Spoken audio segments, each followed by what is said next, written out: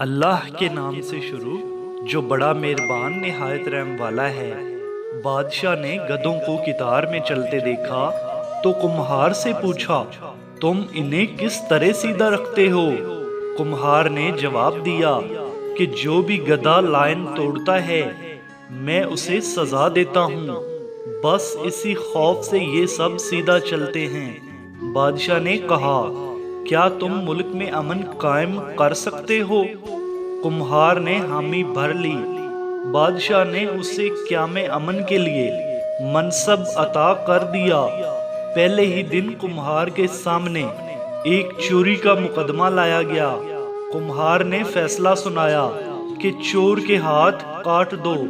جلاد نے وزیر کی طرف دیکھا اور کمہار کے کان میں بولا، جناب یہ وزیر صاحب کا خاص آدمی ہے۔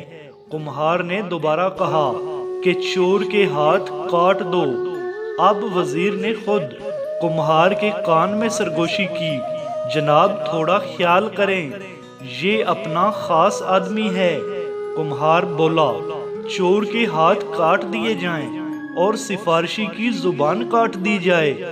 کہتے ہیں کہ کمہار کے اس فیصلے کے بعد پورے ملک میں امن قائم ہو گیا۔ ہمارے ہاں بھی امن قائم ہو سکتا ہے، مگر اس کے لیے چوروں کے ہاتھ کاٹنا پڑیں گے اور کچھ لوگوں کی زبانیں